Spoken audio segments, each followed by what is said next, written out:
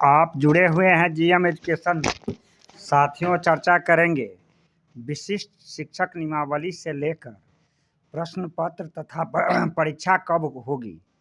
आपको मालूम है कि विशिष्ट शिक्षक नियमावली नियोजित शिक्षकों के लिए प्रारूप 2023 में तैयार किया गया था। इसकी मंजूरी दिसंबर में मिला, जिस समय अपर सचिव के पाठक सर थे। इसके लिए शर्त था कि राज्य सरकार से चयनित किसी भी एजेंसी द्वारा एक परीक्षा में पास करना होगा। नियोजित शिक्षकों की संख्या करीब है 4 लाख। इस नियम का प्रारूप अक्टूबर और 17 नवंबर 2023 का प्रारूप तैयार किया गया और इसमें आपत्ति और सुझाव भी मांगा गया। इस जो विशेष शिक्षक नियमावली बनी, इसमें आपत्ति और सुझाव मांगा गया और इसके सुझाव हजारों में था। विभिन्न शिक्षक संघ के नेता इसमें सुझाव दिए थे, लेकिन शिक्षा विभाग कहाँ मानने वाला है। इसमें जो प्रमुख सुझाव था कि विशिष्ट शिक्षक नियमावली में 3 मौका दिया जाएगा। इस प्रस्ताव को नियमावली के तहत निरस्त करना। आपको मालूम है कि शिक्षक नियमावली हस्तांतरण नियम 2020 में बनाया है, लेकिन उसका अंतिम रूप 2023 में मिला। कंप्यूटर प्रोग्रामिंग की वजह से डिले हुई थी, जिसमें जिले से बाहर और अंदर हस्तांतरण की शर्तें रखा गया है। इस नियमावली के तहत हस्तांतरण सेवा काल की अवधि में केवल 2 बार ही हो सकता है और इस विशेष शिक्षक नियमावली में जो यह नियम दिया गया है कि बिहार सरकार के द्वारा, राज्य सरकार के द्वारा चयनित किसी भी एजेंसी से परीक्षा पास करनी होगी। अब हम इस पर विस्तार से चर्चा करेंगे, जिसका 26 दिसंबर 2023 को नीतीश की कैबिनेट में लगी मुहर, उस पर हम विस्तार से चर्चा करेंगे। इसके बाद चर्चा करेंगे कि प्रश्न पत्र की सेट के बारे में और परीक्षा कब होगा। 3 बार सेवा शर्त था। अब यहाँ सवाल होता है कि जब बीपीएससी एग्जाम ले ही रहा था तो बिहार विद्यालय समिति को क्यों इस एजेंसी को देना पड़ा। उस समय ही कयास लगाया जा रहा था कि जो बीपीएससी का स्टैंडर्ड है और बिहार विद्यालय परीक्षा समिति का है, उसका स्टैंडर्ड में कमज़ोर होगा और जितने भी नियोजित शिक्षक हैं वह अधिकतम से अधिकतम राज्यकर्मी का दर्जा पा सके। उस नियमावली में एक और बातें हैं, हम तुलना करेंगे कि जो अभ्यर्थी का शिक्षक नियमावली है और नियोजित शिक्षक के नियमावली, दोनों में मूल अंतर क्या है, जिस पर बातें अभ्यर्थी के बीच में हमेशा चर्चा हुआ करता है। इसमें 3 अटेम्प्ट्स की बातें कही गई है और इसमें यह भी बात कहा गया है अंत में कि अगर अभ्यर्थी नियोजित शिक्षक पास नहीं करते हैं तो उनको सेवा से मुक्त कर दिया जाएगा। कोई भी विशिष्ट शिक्षक तभी बनेंगे जब इसमें बिहार के एजेंसी द्वारा, चयनित एजेंसी द्वारा, रिकमेंडेड एजेंसी के द्वारा परीक्षा में पास करना होगा 1 बार और देना है 3 बार, और उसके बाद ही प्रमोशन, हस्तांतरण या राजकर्मी का दर्जा मिलेगा। मतलब फुल फैसिलिटी जो बीपीएससी सर्विस कमीशन से पास किए हैं उस तरह का। नाम का भी बना रहा, बहस की बाजार था। आपको शिक्षक संघ के नेता जैसे संजीव सौरभ जी भी नाम का विरोध करते थे।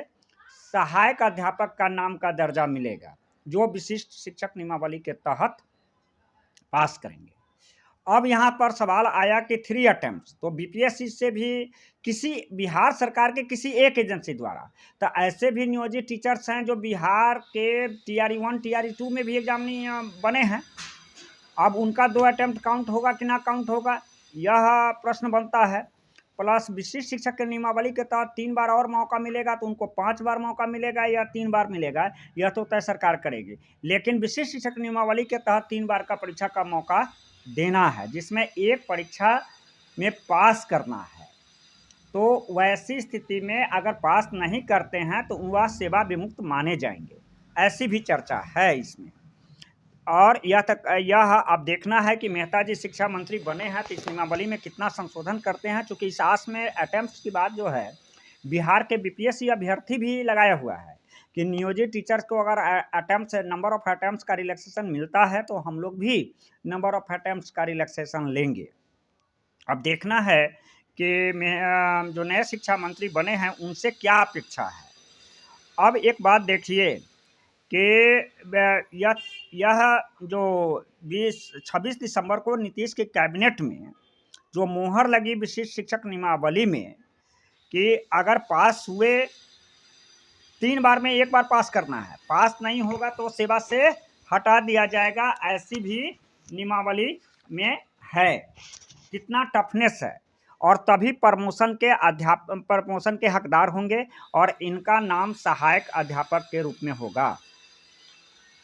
और यह जो क्वेश्चन स्टैंडर्ड की बात आ रही है कि बीपीएससी का जो क्वेश्चन स्टैंडर्ड था और जो बिहार विद्यालय समिति जो परीक्षा का स्टैंडर्ड होगा, इसमें नियोजित टीचर्स का सामान्य रहेगा। जहां जिस वर्ग के लिए जैसे TRE 1 to 5 के लिए, 6 to 8 के लिए आपको पता है कि नियोजित टीचर्स को 6 वर्गों में बांटा गया है। हम लोग बीपीएससी स्टैंडर्ड में जानते हैं 1 to 5, 6 to 8 और 9, 10 और 11, 12। लेकिन नियोजित टीचर्स को 6 वर्गों में बांटा गया है, 1 to 5, 6 to 8, विशिष्ट 6 to 8 और 9, 10, 11, 12 और विशिष्ट 11, 12, मतलब 6 वर्गों में बांटा गया है। तो इसके लिए जो क्लास का स्टैंडर्ड रहेगा बीपीएससी स्टैंडर्ड, यह चर्चा है अभ्यर्थी में। कंपेयर करना चाहता हूँ कि बिहार के जो बीपीएससी अभ्यर्थी हैं, बिहार के बीपीएससी नहीं, अब तो डोमिसाइल ब्रेकिंग हो गया, तो पूरे प्रदेश के बीपीएससी अभ्यर्थी में जो शामिल होंगे, क्या उनके स्टैंडर्ड से जो बिहार विद्यालय समिति से परीक्षा लिया जाएगा नियोजित टीचर्स के लिए, इसमें कि कैसा क्वेश्चन स्टैंडर्ड होगा। तो ऐसा जो ही एजेंसी चेंज की गई तो यह मायने निकाला जा रहा है शिक्षा जगत में कि नियोजित टीचर्स के लिए क्वेश्चन का स्टैंडर्ड ईजी होगा, मॉडरेट होगा, और जिसमें सभी को सफल कराने का प्रयास सरकार करेगी, ऐसा आम चर्चा है। वास्तविकता तो परीक्षा होने के बाद ही पता चलेगा। अब एक बात आती है नंबर पर और अटैम्प्ट पर। बीपीएससी में आप जानते हैं एग्जामिनेशन हो रहा है, नंबर ऑफ अटैम्प्ट पर है। अब देखिए कि TRE 1 का एक काउंट होता है, TRE 2 का काम होता है, TRE 3 के बाद में काम तमाम हो जाएगा। और एज के अधिकतम एज के अभ्यर्थी हैं, उनकी भी चिंता बनी हुई है। यह सारा प्रश्न आ रहा है, तुलना कर रहा है बीपीएससी अभ्यर्थी नियोजित टीचर्स के अभ्यर्थी के बीच में कि दोनों में सरकार एक तरफ इजली क्यों है, सॉफ्टनेस क्यों है, और एक तरफ टफनेस क्यों है। यह अपेक्षा रखता है बीपीएससी अभ्यर्थी। कल हम लोग पटना गए थे, उसमें बातें आई थी कि क्वेश्चन का स्टैंडर्ड कैसा होगा, और संभावना है कि 2024 में अप्रैल में एग्जामिनेशन होगा, फर्स्ट एग्जामिनेशन। किसके लिए? नियोजित टीचर्स के। आपको पता है कि पूर्ववर्ती लालू जी की सरकार, नीतीश जी की सरकार, जो 2000 पूर्व में जो बहाली हुई थी, उसमें मैट्रिक और इंटर स्टैंडर्ड पर नियोजित टीचर्स का ज्वाइनिंग हुआ था। बाद में मैट्रिक वाले को इंटर का एग्जामिनेशन दिला करके सरकारी स्तर पर व्यवस्था की गई और वे नियोजित टीचर बने। अब है कि विशिष्ट नियमावली के तहत जिसका प्रारूप दिसंबर 2023 में नीतीश की कैबिनेट में पास हुआ था, उसके आधार पर जो पास करेंगे उनका सहायक अध्यापक का मिलेगा दर्जा और पूर्ण रूप से राज्यकर्मी का दर्जा।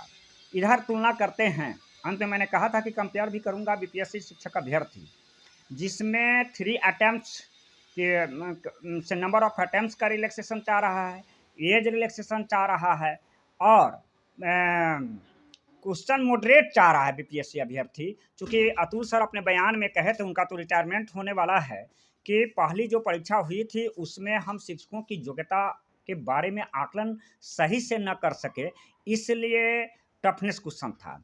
आगे देखना है कि टीआरई 3 में क्या नियोजित टीचर्स के लिए जो क्वेश्चन का स्टैंडर्ड होगा यह बीपीएससी अभ्यर्थी के लिए भी इक्वल होगा या डिफरेंट होगा, यह तो आने वाले समय में ही पता चलेगा।